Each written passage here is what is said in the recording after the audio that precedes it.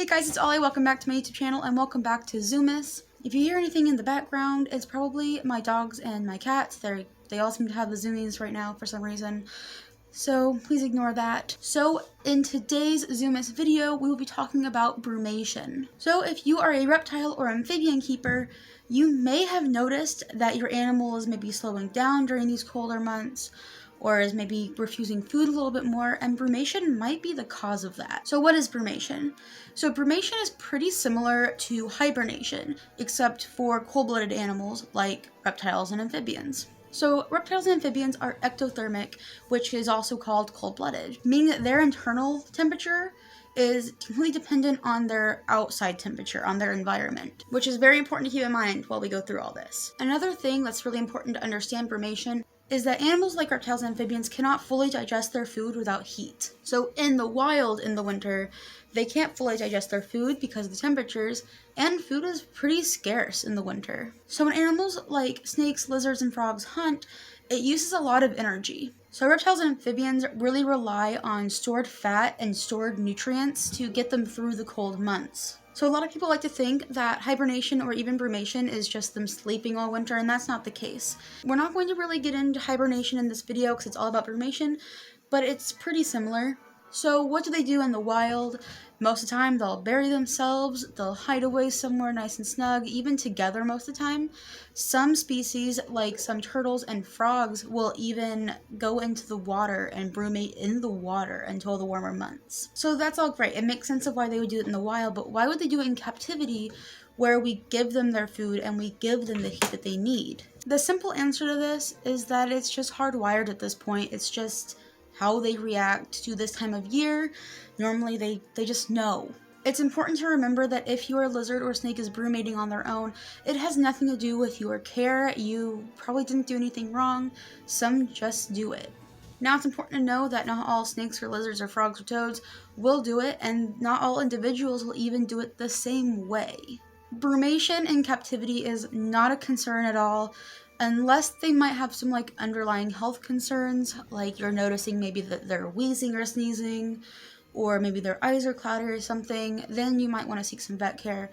But the brumation itself with a healthy specimen is no concern. If you do have any worries, just consult your veterinarian, but brumation itself is not going to be harmful for your animal. Brumation isn't only different in every species of herp, but is also different with every individual. However, there are still some key signs. Key signs to look out for are maybe your animal's refusing to eat, maybe they're slowing down a little bit, maybe they're kind of hiding away more often, they're not really exploring their enclosure, and they're just kind of staying to themselves, put up somewhere like in their hides or something. For some, it can last a couple of weeks, and for others, it can last a few months.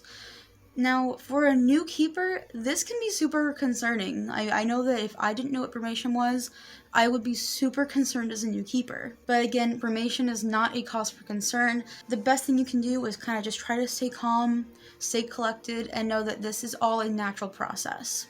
Now, how do they do it? Some of them just kind of sleep a lot, some of them just stay hidden away, some bury themselves, and you'll notice that some will even brumate on and off. I've even heard of cases of some doing it at the wrong time of year. So what should you as their keeper do? You should just let it happen. Unless, like I said, there's another underlying health concern, just let them brumate, let them do their own thing. It's all natural. It can be super worrying for a new keeper. It can be super upsetting or boring even to not see your animal suddenly, but like I said, it's all natural and they should just be let to do it. It can even be beneficial for your pet to be able to brumate if that is what they're wired to do. And the most common question is, what should you do with the enclosure? Should you change anything? And the answer is no. For the average person, just leave everything the same. Leave the heat the same, the lighting the same. Give them water the same, give them food the same. Just expect some refusal with the food aspect, but all in all, their care isn't going to be any different. You just aren't going to see them as much, and they might just not eat as often. Another common question is if you should induce brumation. My answer would be no, not unless you're a breeder. So if you're a breeder, obviously do a ton of research. I'm not going to go into it. I'm not a breeder myself. I don't brumate my animals. Breeders do it simply to kind of show them like, hey, it's winter now, to get them like ready for breeding in the spring or whenever their breeding season would be.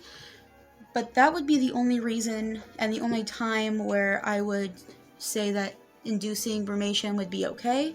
The average person, the average pet keeper, does not need to make their pet brumate.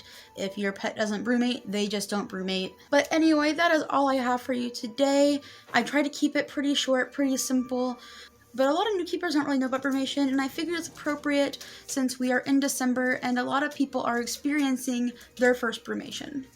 Might be a little bit late, but better late than never, I guess. Don't worry too much, we'll get through winter, even if you're not going to see your scaly companion as much. Give this video a like for the algorithm, comment down below if you have or have ever had an animal that has brumated before, and don't forget to follow me over on Instagram, link will be down in the description below. My art account will also be in the description below for you to go check out. Don't forget to subscribe to this channel if you're into this kind of content, or really any animal kind of content, and I'll see you in my next video. Bye!